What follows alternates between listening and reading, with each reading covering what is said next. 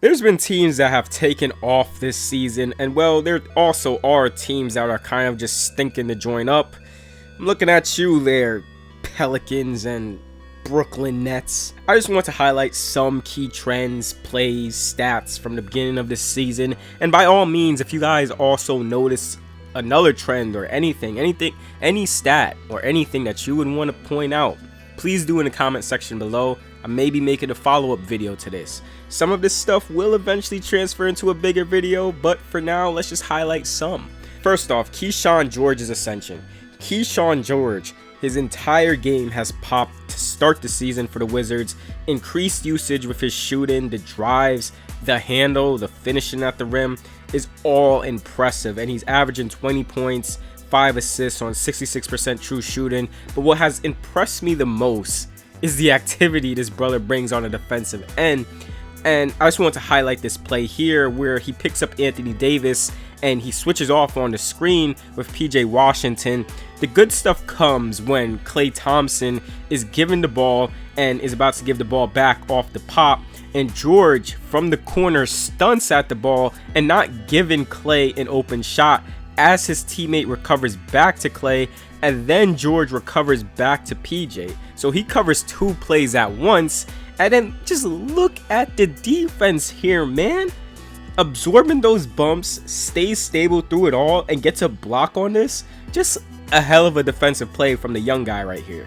Also, Alex Sarr's passing. Continuing with the Wizards, Sarr is averaging close to 5 assists as a big. The brother reads the floor really well and processes the offense pretty quick.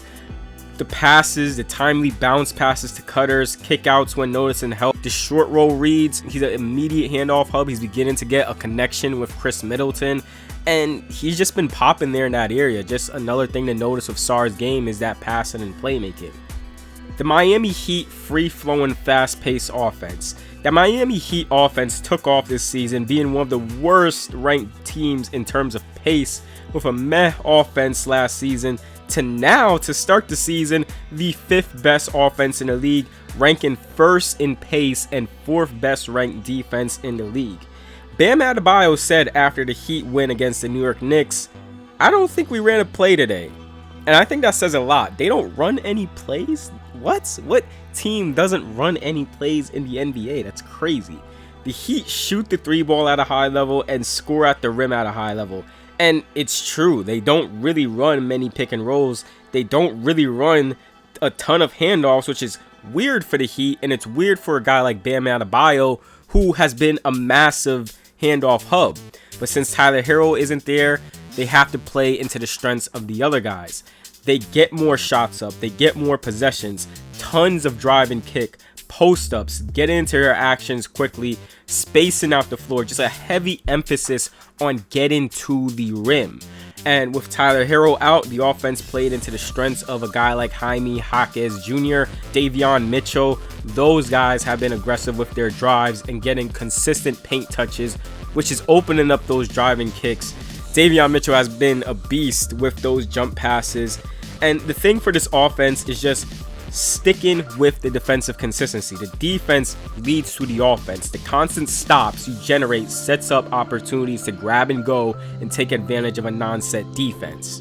No one, and I mean no one, wants to challenge Victor Wembanyama at the rim. I think the craziest thing that I have seen on multiple occasions this season is that teams literally, they do not, by any means, they do not want to drive inside against Wemby when he is lurking nearby. They will hesitate, they will pick up their dribble, they will take shots they never shot before, or dribble right back out, and I get it. Wemby is 8 foot tall, averaging close to 5 blocks a game, and the Spurs have the 2nd best rim defense in the league. Teams shoot more 3-pointers against them at a 35% frequency and mid-range shots at a 33% frequency compared to rim shots, which they shoot a 30% frequency from. Teams on average shoot 54% at the rim against the Spurs. 54%. That is very inefficient scoring at the rim as a team per clearing the glass. Crazy stat. The only team the Spurs rival is the Detroit Pistons, who have the best rim defense percentage-wise in the league. The Milwaukee Bucks half-court offense. We gotta give Doc Rivers credit here, man. I know that's a thing that no one wants to do. It's good to slander old Glenn, but I think with how this team has been playing, and this is a team I really wasn't high on, and I still have my question marks that I still feel is true for them, but ultimately I understood the vision of Giannis and just shooters spaced out, which was already a good foundation to lead an efficient offense and have Giannis's entire MVP campaign, in which if you look at his stats, that man, he's the MVP as of now. Basically seeing the display of Giannis's great playmaking and all-around dominance. He faces a ton of double teams and he makes the right reads. But it's not just Giannis. Cole Anthony's ascension as a playmaker, the quick hit-aheads in transition, the drive and kick dimes, the activity as a rebounder. Ryan Rollins also. This was a guy Bucks fans were high on, basically doing damn near everything. Tons of activity defensively. Pressure in the backcourt, getting downhill and making plays. The Bucks are just a fun team to watch because of how they're constructed on offense, and also they're given intensity on defense. So that's a team to watch out for how they progress in the future, and we'll see how they fare out in the playoffs, because we all know they're making the playoffs.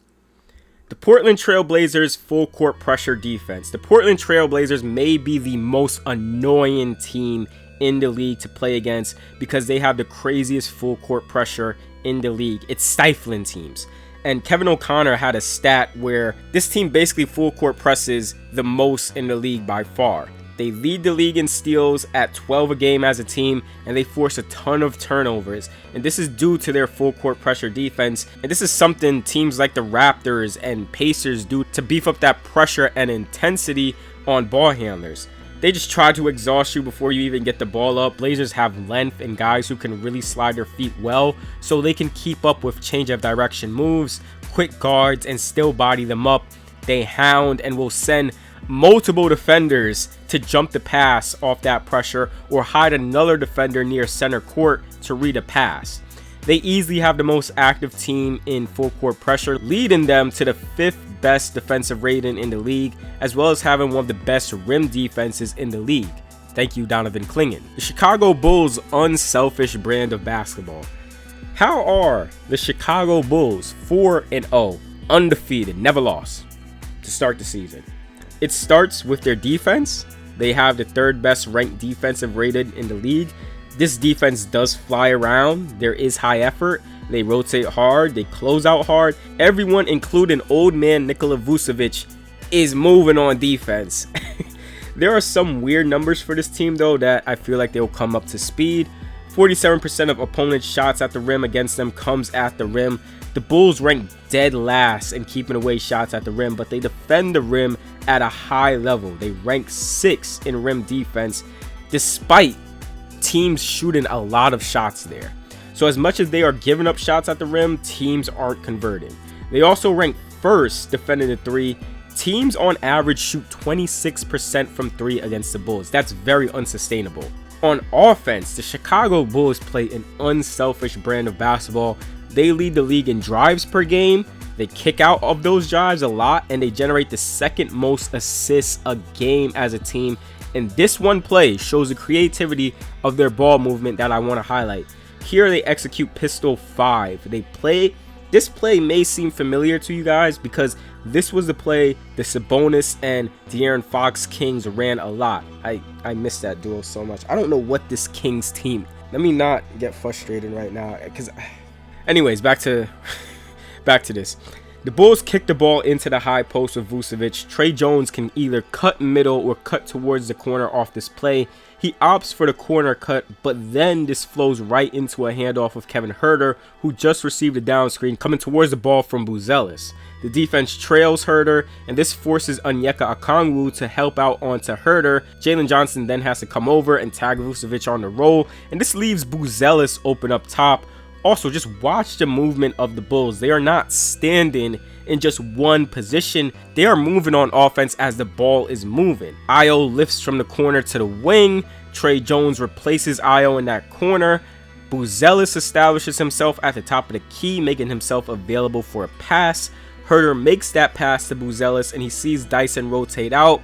He makes the extra pass. Open 3 from Ayo and a bucket. Just very clean ball movement here by the Bulls. Chet Holmgren's three-point shot unlocks another gear in the OKC Thunder's offense. And it's not Chet, there's another guy I want to highlight.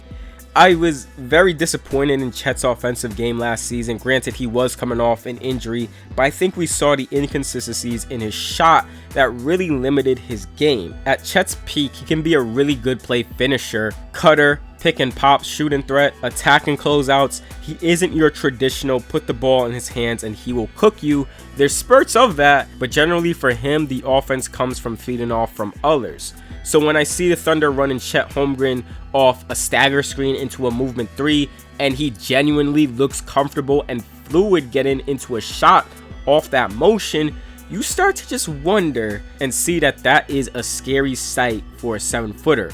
Last season, his three-point shot was up and down. You can tell he didn't really have much lift. He got blocked a lot, but this season, he's getting a lot of lift on that shot, a lot of sway on his jumper. He's shooting 41% from 3, doubling his attempts to 6 a game this season, averaging 23 points a game. And that is scary because if defenses really have to focus on Chet and not just Shea and Jalen Williams, it unlocks another gear in their offense. Chet being lethal off the pop, or can use the threat of his shot to pump fake, get defenders to bite, and get to the rim.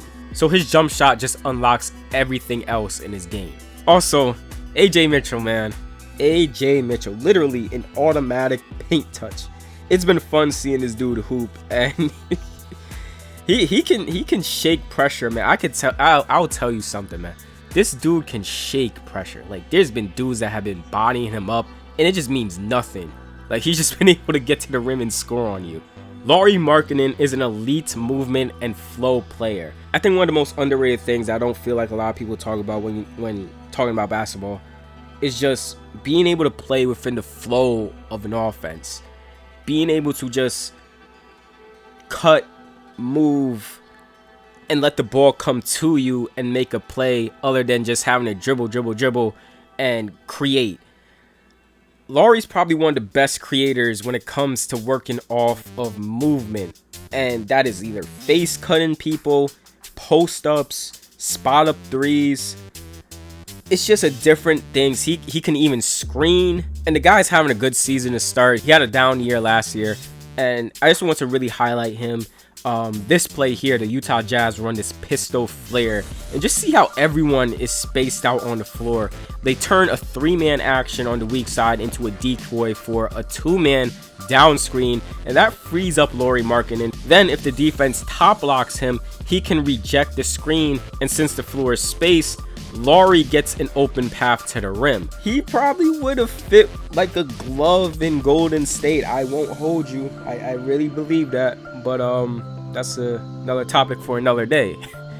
The spacing is unlocked because Walker Kessler is shooting 75% on 3 on 2 attempts a game. It's very unsustainable, but the willingness to take the 3 is meant to keep the defense honest so that plays like this can flow easily and that frees that space open for Lauri Markkanen. That'll wrap it up for this video.